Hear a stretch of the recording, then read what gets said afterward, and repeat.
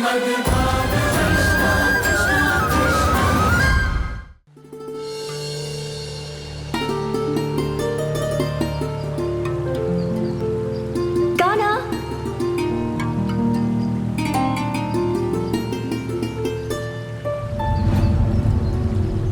यदि मैं तुम्हें नहीं खींचता तो इन चींटियों की मृत्यु का कारण तुम बन जाती।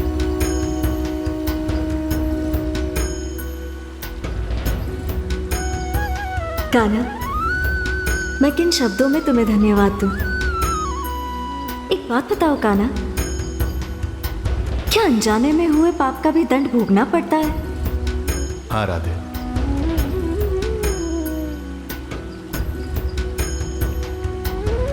आज जो हस्तिनापुर नरेश धृतराष्ट्र की कथा मैं तुम्हें सुनाने जा रहा हूं, उससे स्पष्ट हो जाएगा कि पाप चाहे जानबूझ के किया हो या अनजाने में, उसका दंड तो भोगना ही पड़ता है। कान्हा, इस संसार का सबसे दारुण दुख यही माना जाता है कि वृद्ध पिता के कंधों पर अपने युवा पुत्रों के शव, और महाराज धृतराष्ट्र, उन्हें तो अपने 99 युवा पुत्रों के शव अपने वृद्ध कंधों पर ढोने पड़े। परंतु क्यों कान्हा? राधे, किया हुआ पाप कभी पीछा नहीं छोड़ता। इस सत्य को विस्तार से बताने के लिए मैं तुम्हें महाराज धृतराष्ट्र की कथा सुनाता हूं।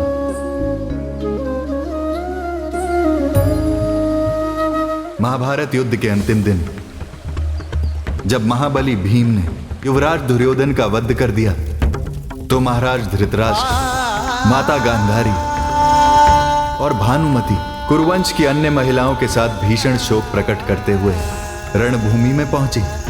मैंने ऐसे कौन से पाप किए थे भगवान कि मेरी झोली में तुमने सिर्फ दुख ही दुख डाला? निर्दोष पुत्रों के शव को ढोने में इन मृत्यु कंधों के सभागे धृतराष्ट्र को कौन से कुकर्मों का दंड दिया है तुमने? क्यों दिए मुझे ऐसे दारुण दुख? क्यों?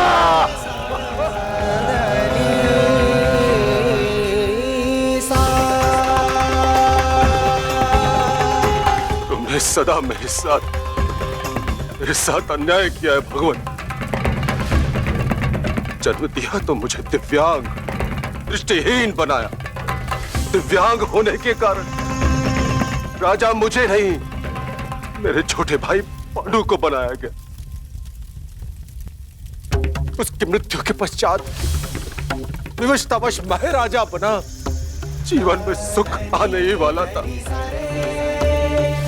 परंतु 99 पुत्रों के शव को ढोने का ऐसा दारुण दुख मेरे हिस्से में डाल दिया। तुमने बहुत दुख दिए है भगवान, परंतु अब मैं दुख नहीं सहूंगा। तुम्हारा दिया हुआ एक भी दुख लेके मैं जीवित नहीं रहूंगा।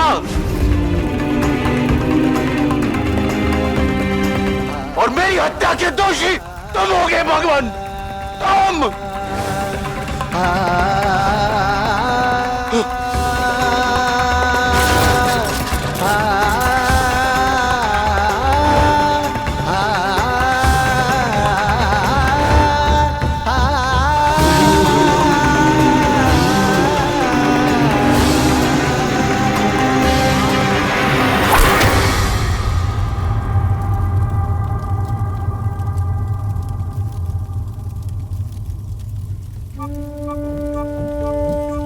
द्वारकाधीश,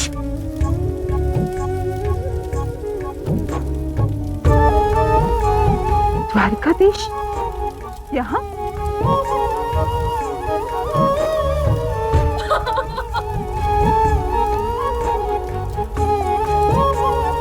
जानते हैं इसे? ये कुरुवंश की कुलवधु और प्रिय दुर्योधन की पत्नी भानुमति है। कितना भीषण और भयानक होता है युद्ध। परंतु आप तो कह रहे थे कि महाभारत के युद्ध से धर्म की स्थापना होगी। मैंने ये भी कहा था माते कि इस युद्ध से जीत न पांडवों की होगी न कौरवों की, केवल काल देवता की होगी। नहीं द्वारकाधीश, नहीं। आपने इसी कुरुक्षेत्र की रणभूमि में प्रिय अर्जुन को धर्म की स्थापना की बात कहकर गांडीव उठाने के लिए प्रेरित किया था। मैं आपसे पूछती हूँ, क्या ये मरे हुए वीर आपका धर्म है? क्या आर्यव्रत के अनाथ बच्चे आपका धर्म है? क्या अपने सुहाग चिन्हों को मिटाती हुई ये विधवाएं आपका धर्म है? क्या मिट चुकी पूरी संस्कृति आपका धर्म है? क्या पूरी की पूरी पीढ़ी की हत्या को आप अपना धर्म मानते हैं?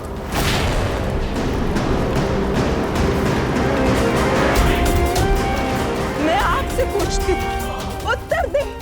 माते, यह युद्ध आर्यव्रत ने अपने वर्तमान के लिए नहीं, अपने भविष्य के लिए लड़ा है।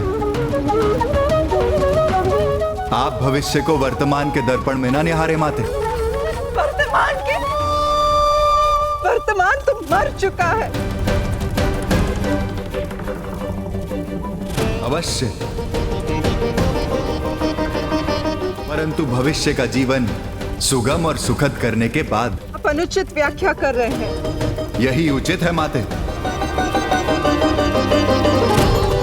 क्योंकि अब आज के बाद पूरे आर्यव्रत में अपने ही परिजनों को जलाकर मारने का षड्यंत्र कोई नहीं रचेगा। और अब युद्ध के झूठे पासों से एक राज्य की हार जीत का निर्णय नहीं होगा। अब किसी भी राज्य सभा में किसी नारी का चीरहरण नहीं होगा। अब कोई भी भाई अपने भाई से यह नहीं कहेगा कि युद्ध के बिना सुई की नोक बराबर भूमि नहीं दूंगा। मैं सहमत हूं आपसे। प्रिय दुर्योधन ने धर्म का आदर नहीं किया, परंतु आप चाहते तो युद्ध रुक सकता था। मैंने प्रयास किया था माते, परंतु वैसा प्रयास नहीं किया वासुदेव, जैसा तुमने रणभूमि में मोहग्रस्त अर्जुन से गांडीव उठवाने के लिए किया था। इस युद्ध के सूत्रधार आप हैं वासुदेव। ये आप कह रही हैं माते? हाँ, ये मैं कह रही हूँ। युद्ध टालने की इच्छा होने पर आप दोनों पक्षों को समझा सकते थे, अपने सामर्थ्य का भय दिखाकर उन्हें शांत कर सकते थे, परंतु आपने तो युद्ध को ही अनिवार्य बना दिया। इसीलिए आज तक मैंने पति सेवा से जितने भी पुण्य संचित किए, उससे मैं आपको श्राप देती हूँ।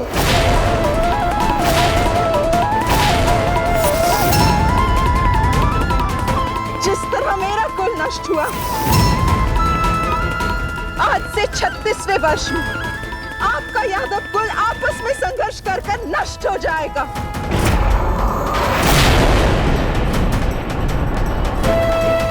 अपने कुल का सर्वनाश आप करेंगे वासुदेव, आप अपने हाथों से। ये मेरा श्राप है।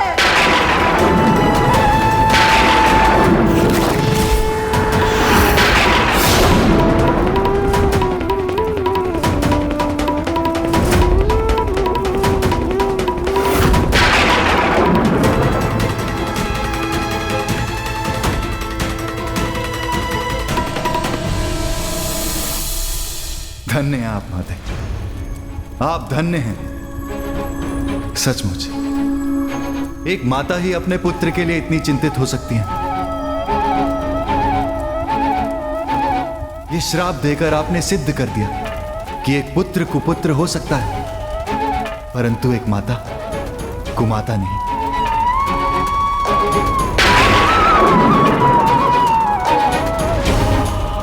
वासुदेव तो ऐसे प्रसन्न हो रहे हैं जैसे इन्हें श्राप नहीं वरदान मिला।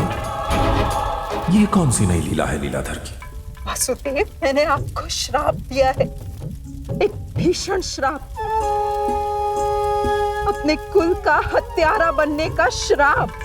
जानता हूं माते, आपको मेरी बात पर आश्चर्य हो रहा होगा, परंतु ये विषय ही कुछ ऐसा है।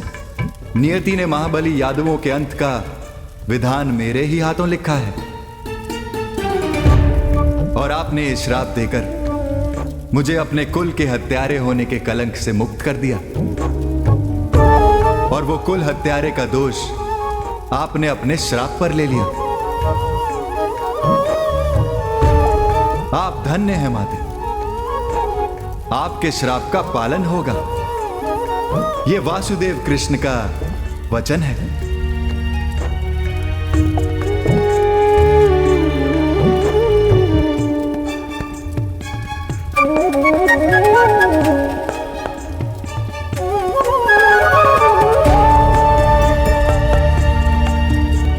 परंतु जहां तक महाभारत के युद्ध का प्रश्न है तो उसका सूत्रधार मैं नहीं हूं। मेरे लिए तो युद्ध सदा ही अमानवीय, भयानक और घृणित रहा है।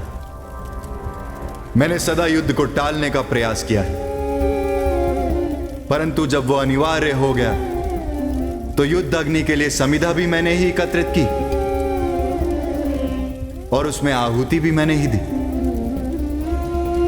युद्ध की अनिवार्यता? हां, परंतु युद्ध की इस अनिवार्यता का दोषी मैं नहीं हूं। वो तो युवराज दुर्योधन की राज्य लिप्सा थी, आपकी महत्वाकांक्षा, गांधार नरेश शकुनी की कुटिल इच्छा और माते आपकी वो भूमिका जो कभी किसी को समझ नहीं आई, जिसमें आपने गांधार नरेश को पतिगृह में आश्रय दी। भ्राता दुर्योधन को मना करने के स्थान पर आपने उन्हें लौ निर्मित करने के लिए अपने विवाह के बाद आंखों पर बंधी हुई पट्टियां तक उतार दी। दाऊ, आज कह लेने दो दाऊ। यदि आज नहीं कहा तो अपने चरित्र पर लगे हुए कलंक को कभी धो नहीं पाऊंगा। माते, मुझे आपका दिया हुआ श्राप स्वीकार है, किंतु आरोप नहीं।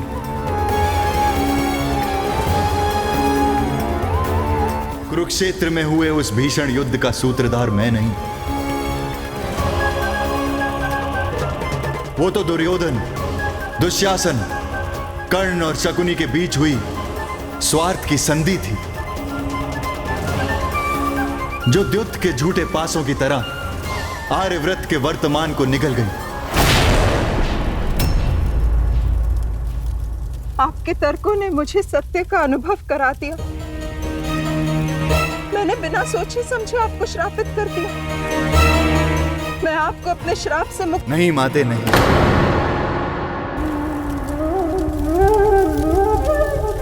आपके श्राप को वरदान मानकर मैं पहले ही स्वीकार कर चुका हूं। नहीं माधव, मुझे अपना श्राप लौटाना होगा। मैं विवश हूं माते। मुंह से निकली बात और धनुष से निकला तीर कभी वापस नहीं लौटाया जा सकता। आपका श्राप सफल होगा, क्योंकि वो श्राप नहीं, वो तो वरदान है, एक आशीर्वाद है।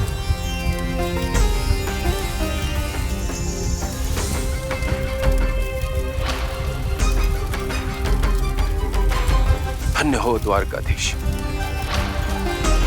तुम अपने शाप को भी वरदान बना लेते और मैं वरदानों को भी शाप की तरह भोगता रहा। तुम साधारण नहीं हो माधव, असाधारण हो। मेरे प्रश्नों का उत्तर दो। मेरे साथ विधाता ने ऐसा क्रूर खेल क्यों खेला?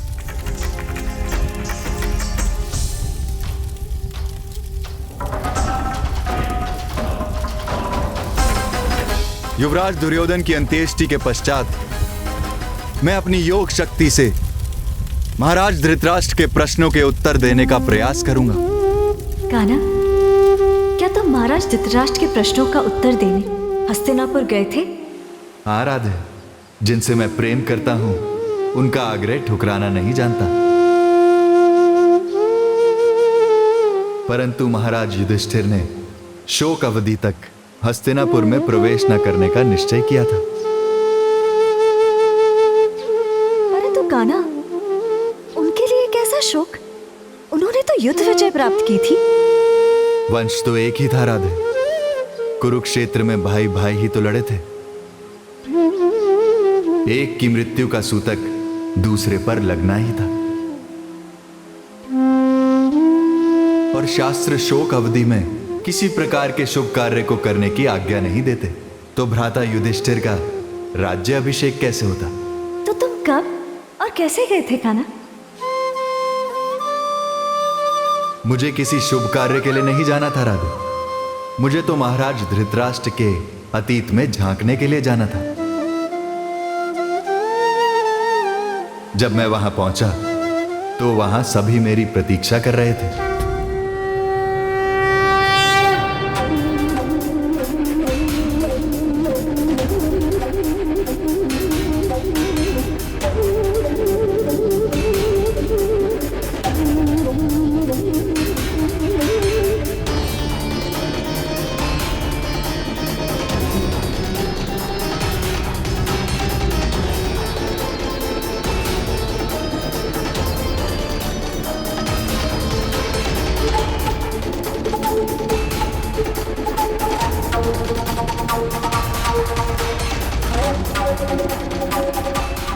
एक एक करके मैंने अपने योग बल से महाराज धृतराष्ट्र के पिछले 98 जन्मों में झांका, परंतु उन्होंने कभी कोई पाप ही नहीं किया था। परंतु कान्हा, उन्हें फिर इतने दारुण दुख क्यों भोगने पड़े? राधे, उनके पिछले जन्मों में झांकते हुए मैं स्वयं चकित था। धर्म जिस प्रकार से जीवन को जीने की आज्ञा देता है, उन्होंने उसका कठोरता से पालन किया था। उस दिन उस कक्ष में जितने भी लोग उपस्थित थे, उन सभी ने इसे विधाता की भूल मानी। तभी महाराज धृतराष्ट्र ने कहा, तो ये निश्चित हुआ कि भूल केवल मनुष्य से नहीं बल्कि विधाता से भी हो सकती है। जब मैंने कभी कोई पाप किया ही नहीं, तो मुझे इतनी भीषण दंड क्यों?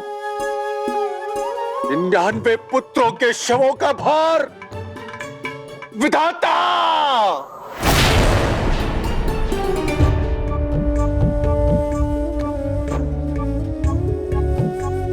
अभी तो केवल 98 जन्मों को ही देखा है, और परमात्मा का लेखा जोखा तो समस्त जन्मों के पाप और पुण्य को देखकर ही लिखा जाता है।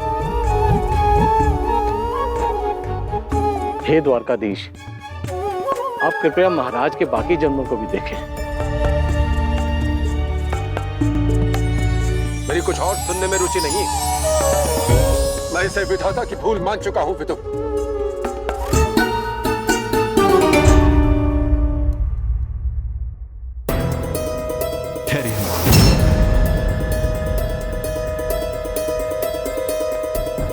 आपके 99 जन्म में मुझे कुछ घटनाक्रम दिखाई दे रहा है।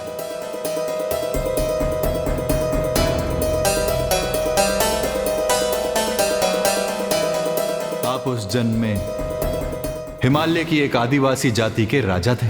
क्या मैं उस जन्म में भी दिव्यांग दृष्टिहीन था? नहीं महाराज, आप भील जाति के राजा अवश्य थे, परंतु वहां की प्रजा आपको पिता समान मानती थी। वो आपसे बहुत स्नेह करती थी। आप भी अपने सामर्थ्य से अधिक उनका ध्यान रखते थे। उनको आपके न्याय पर पूर्ण विश्वास था। आपके राज्य में कोई भूखा नहीं सोता था और सब सुखी और संतुष्ट थे। भील राजा की जय! भील राजा की जय! भील राजा की जय! भील राजा की महाराज, उस जन्म में आपके भील राज्य में मलंग और कोनी नाम के एक युवा पति पत्नी भी रहा करते थे।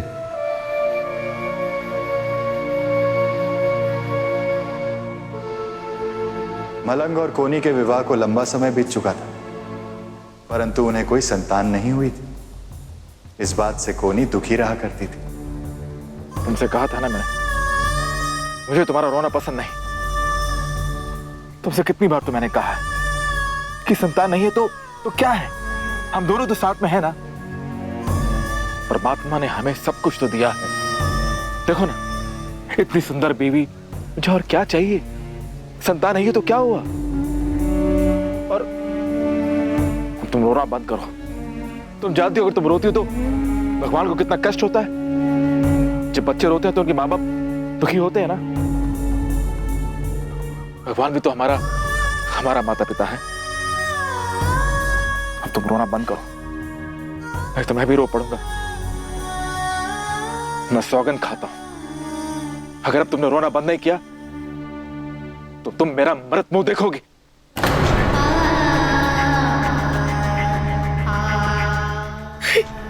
नहीं रहूंगी मैं, कभी नहीं रहूंगी।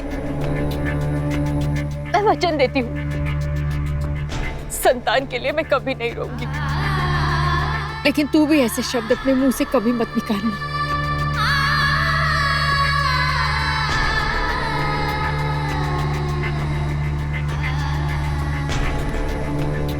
राधे अपने पति मलंग की बात मानकर कोनी ने कभी आंसू ना बहाने की प्रतिज्ञा कर ली। अद्भुत चरित्र है मलंग का कान्हा। हाँ राधे, कोनी और मलंग एक दूसरे से सच्चा प्रेम करते थे। मलंग का चरित्र जितना अद्भुत था, कोनी का उतना ही सरल और निर्मल। ऐसा प्रतीत होता था कि विधाता ने उन दोनों को एक दूसरे के लिए ही बनाया हो। फिर आगे क्या हुआ कान्हा? मलंग की दी हुई सौगंध के कारण कोनी ने मातृत्व सुख के विषय में सोचना तक बंद कर दिया और अपना ध्यान घर के कामों में लगाया। और काम की व्यस्तता ने उसके दुखों का भी अंत कर दिया होगा। हाँ राधे, हर सुबह जब मलंग शिकार पर निकल जाता तो कोनी घर का कुछ काम लेकर बैठ जाती। उस दिन भी जब मलंग शिकार पर निकला और कोनी चावल चुन रही थी, तभी कुछ चिड़िया वहां आई।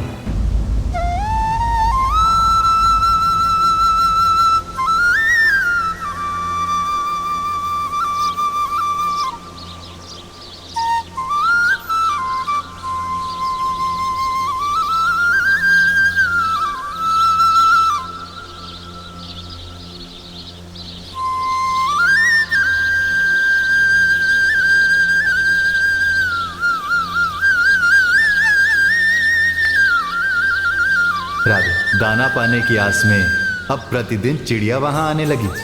बीतते दिनों के साथ न केवल इनकी संख्या बढ़ रही थी, अपितु इन प्यारे पक्षियों से कोनी की सच्ची मित्रता हो गई थी।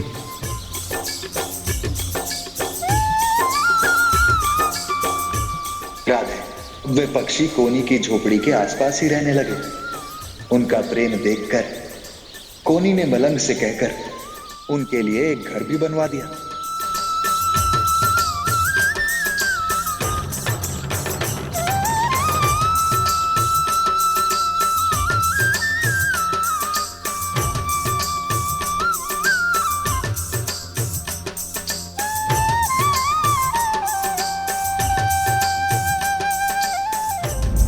जानती हो राधे, मलंग से सौगंध पाकर जब कोनी ने संतान के लिए कभी ना आंसू बहाने की प्रतिज्ञा की, तो अनजाने में उसने परमात्मा को आनंदित कर दिया। मैं कुछ समझी नहीं कान्हा। राधे, मलंग ने कोनी को समझाया कि जब हम आंसू बहाते हैं तो परमात्मा भी दुखी होते हैं, और जब हम हंसते हैं तो परमात्मा भी आनंदित होते हैं। परमात्मा को आनंदित करने के लिए कोनी उन चिड़ियों को अपने बच्चों के समान मानने लगी। अब समझी कान्हा। इससे कोनी का अतृप्त मातृत्व संतुष्ट होने लगा था। हाँ राधे, कोनी को प्रसन्न देख मलंग भी प्रसन्न रहने लगा।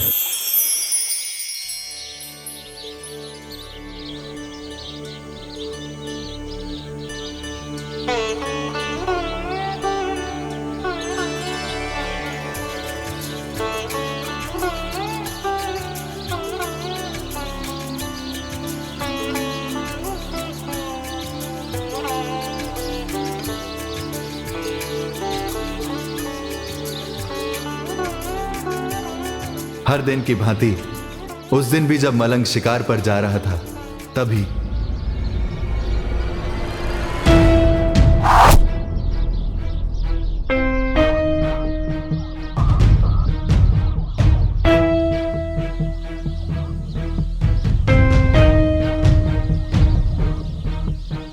यदि आज शिकार न मिला तो खाली हाथ लौटना पड़ेगा, जिससे मेरे साथ कोनी भी भूखी रहेगी और कोनी कुछ नहीं खाएगी तो उसकी 99 चिड़िया भी कुछ नहीं खाएंगी।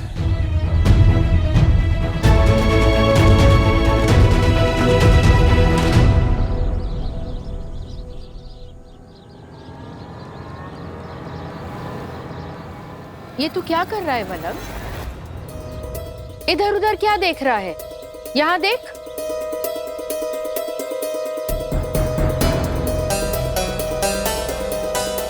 जिन्हें मैं अपना बच्चा मानती हूँ, तू उनका शिकार करेगा? क्या ये केवल मेरे ही बच्चे हैं? तू उन्हें अपने बच्चे नहीं मानता?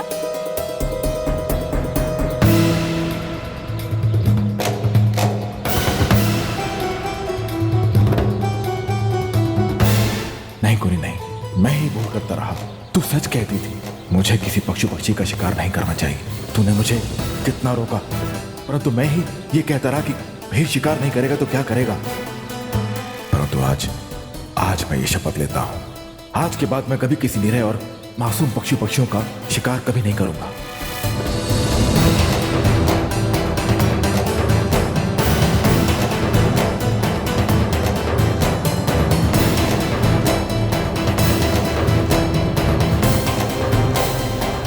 कोनी, सुनो मेरे बच्चों, तुम्हारे बाबा तुम्हारा खून कभी नहीं बहाएंगे।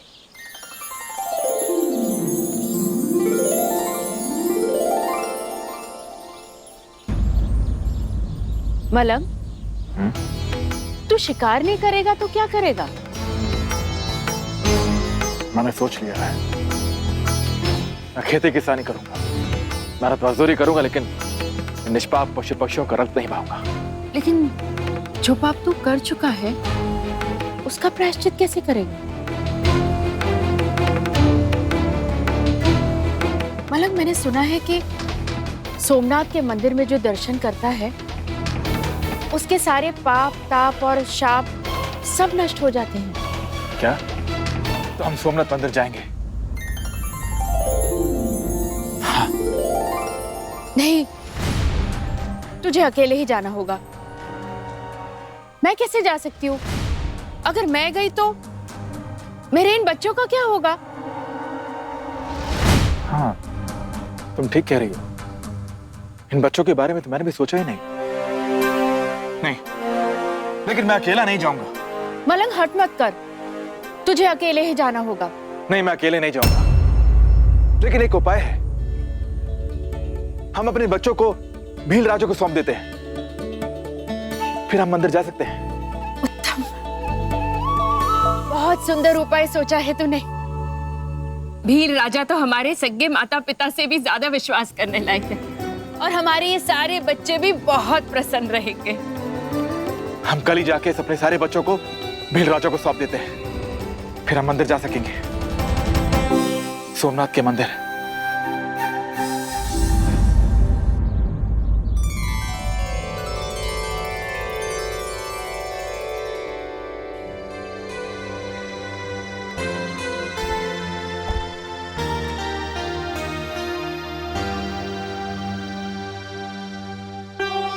भील राजा की जय, भील राजा की जय, भील राजा की जय। आओ प्यारे बच्चों, तुम्हारा स्वागत है। कहो, कैसे आना हुआ? भील राजा, हम दोनों ने सोमनाथ तीर्थ यात्रा पर जाने का संकल्प किया है। जय सोमनाथ। जय सोमनाथ। बहुत अच्छा संकल्प लिया है। तीर्थ यात्रा के लिए जितने भी धन की आवश्यकता हो राजकोष से ले लेना और प्रसन्न मन से यात्रा करना। भील राजा, समस्या धन की नहीं, बच्चों की है। इतना दूर हम बच्चों को अपने साथ नहीं ले जा सकते। मार्ग कठिन है, बच्चों को कष्ट होगा। समस्या यदि यही है तो अपने बच्चों को हमारे पास छोड़ दो, हम देख रेख कर लेंगे। कहाँ हैं तुम्हारे बच्चे? बच्चों को तो हम अपने साथ लाए हैं भील राजा। ये पक्षी ही हमारे बच्चे हैं।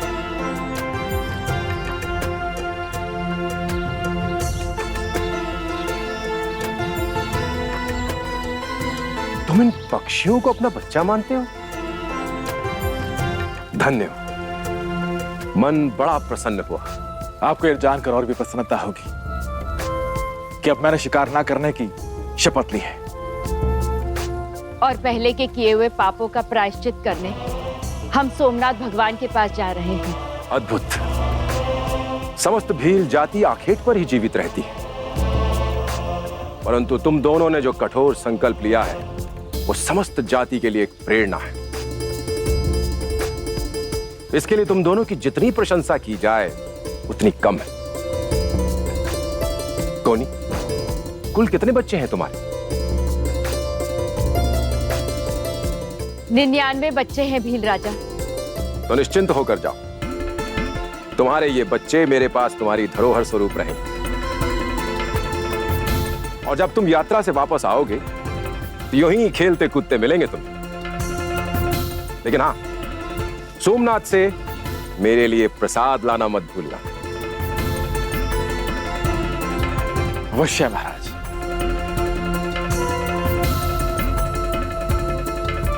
बच्चों, मैं और तुम्हारे बाबा तीर्थ यात्रा पर जा रहे हैं। तुम सब यहाँ भील राजा के पास रहना और हाँ, इन्हें परेशान मत करना।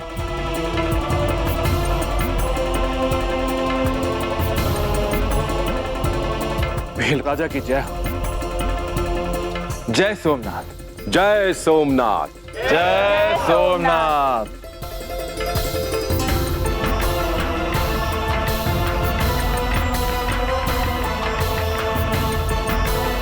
राधे, कोनी और मलंग तो चले गए, परंतु इधर तो कुछ और ही बात हो गई।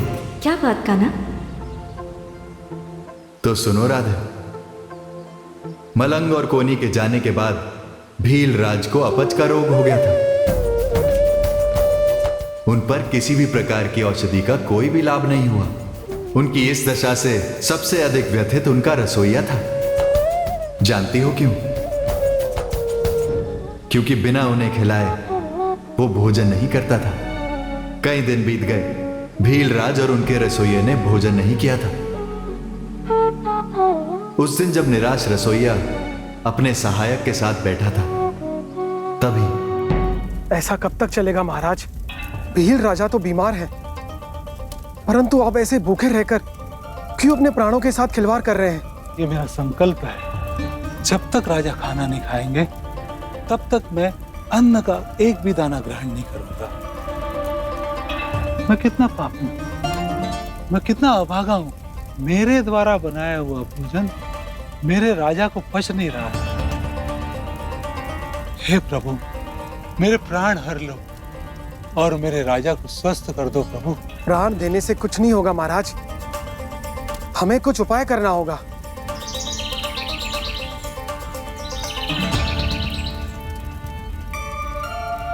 महाराज, क्यों ना हम भील राजा को कुछ और खिलाकर देखें? तुम सही कह रहे हो। आज मैं अपने भील राजा को कुछ और ही बना के खिलाऊंगा। राधे, उस दिन रसोइये का बनाया हुआ चिड़िया का मांस भील राजा को पच गया।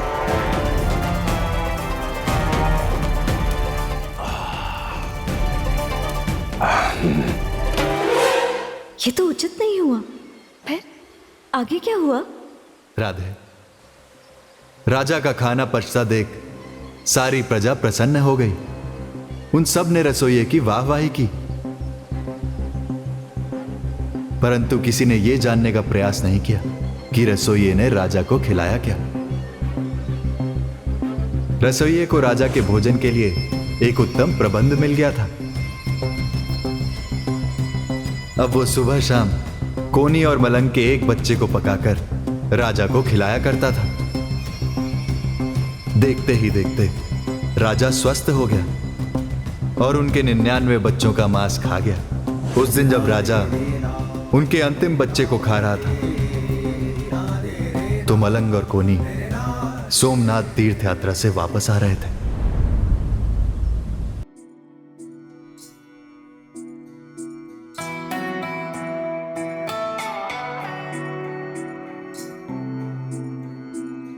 भील राजा की जय।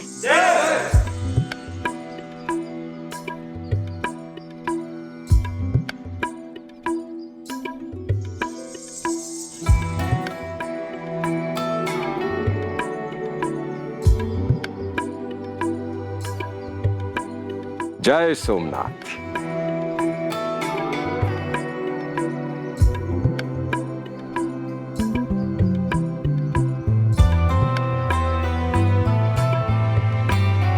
तो बताओ, तुम दोनों की यात्रा कैसी रही?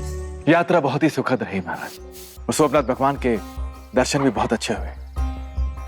बच्चों की चिंता तो थी ही नहीं, इस कारण हम सोमनाथ तीर्थ में कई दिनों तक रहे।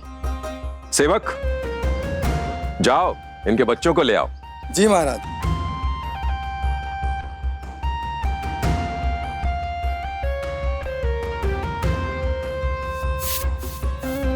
राधे, लंबा समय बीत गया। मलंग और कोनी के बच्चों को लेने जो भी सेवक जाता, वो लौटकर ही नहीं आता। मंत्री, तुम जाओ और लेकर आओ।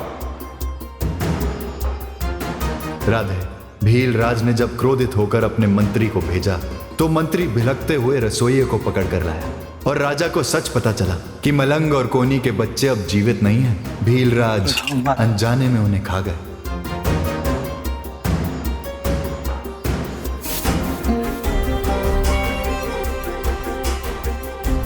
महाराज, मुझे क्षमा कीजिए। भील राजा, अब देखे क्या आपको देख नहीं रहा था कि आप मेरे मासूम बच्चों को खा रहे हैं?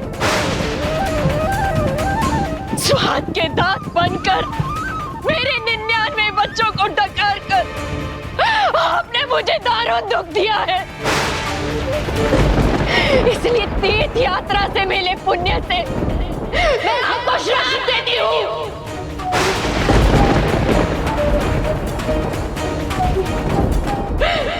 अपनी ही महत्वाकांक्षा का दास बनकर अपने ही 99 पुत्रों की मृत्यु का कारण बनेंगे। मैं तो अपने बच्चों को मरते हुए देख भी नहीं पाई, आप भी अपने बच्चों को नहीं देख सकेंगे। दिव्यांग दृष्टिहीन हो गए आप, परंतु अपने हर बच्चे का शव आप अपने कंधे पर ढोएंगे।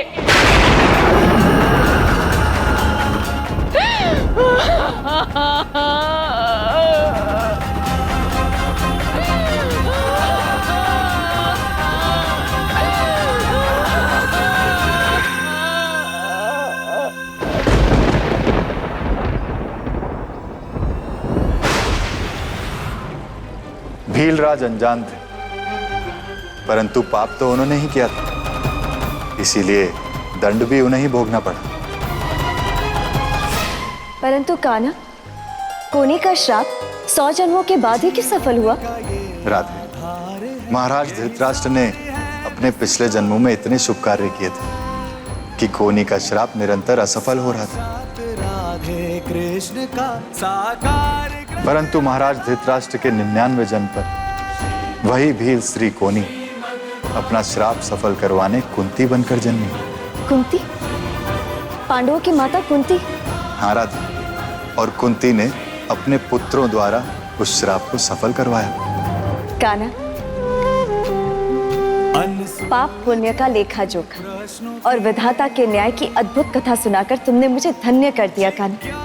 परंतु कान्हा, माता गांधारी के उस श्राप का क्या हुआ जो उन्होंने तुम्हें दिया था? श्राप की मर्यादा रखी जाती है, वैसे भी वो श्राप नहीं वरदान था। उस श्राप के सफल होने से पहले अभागे यादवों को औरों से भी श्रापित होना पड़ा। कान्हा, मुझे पूरी कथा विस्तार से सुनो। अवश्य राधा। एक अल्प विराम के बाद मैं तुम्हें वो कथा सुनाऊंगा जिसके कारण मैंने मृत्यु लोक से अपने लोक प्रस्थान किया।